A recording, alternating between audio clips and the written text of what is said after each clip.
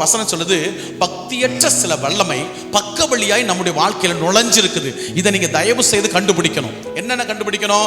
யூதாவின் புத்தகம் 11 வசனம், இவர்களுக்கு ஐயோ, இவர்கள் காயினுடைய வழியில் நடந்தார்கள். காயின் என்ன தெரியுமா? பொறாமையின் ஆவி.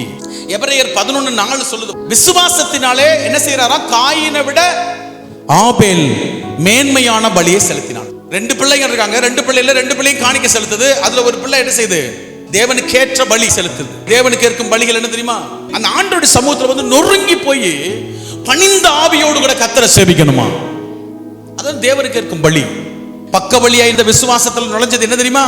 காயின் ஸ்பிரிட் சில நேரத்துல உள்ள நுழைஞ்சிருக்கும், நமக்குள்ள பொறாமையை தூண்டிவிடும். நான் உங்களை கிருபையாய் அன்போடு தயவோடு எச்சரிக்கிறேன். உங்களுக்குள்ள பொறாமை வருகிறது என்றால் நீங்கள் தயவு செய்து தேவ சமூகத்தில் ஓடி விடுங்கள். அவருடைய சமூகத்தில் போய் முழங்கால் படிடுங்க. ஆண்டவரே, நான் எதுக்கு அவரை குறித்து பொறாமைப்படணும்? நான் எதுக்கு இவங்களை குறித்து பொறாமைப்படணும்? என் கர்த்தர் அல்லவா என்னை அழைத்தீர், நீர் அல்லவா என்னை நடத்துகிறீர், எனக்கு நல்ல சபையை கொடுத்துருக்கிறீங்க, தரிசனத்தை கொடுத்துருக்கிறீங்க, நல்ல சத்தியம் கொடுத்துருக்கிறீங்க, பிறகு நான் ஏன் பொறாமைப்படணும்?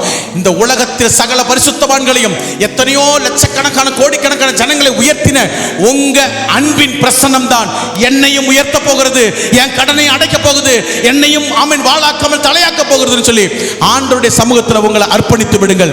உங்களுடைய அப்பொழுது ரட்சிப்புக்கேற்ற விசுவாசம் உங்களிலே காணப்படும். கர்த்தர் உங்களை ஆசீர்வதிப்பார். கையை தட்டி ஆமென் சொல்லி ஆமென் முத்திரை போடுங்க. ஆமென் என கர்த்தர் ஆசீர்வதிக்கட்டும். அல்லேலூயா. இதை நீங்க தெளிவா புரிந்து கொள்ளணும்.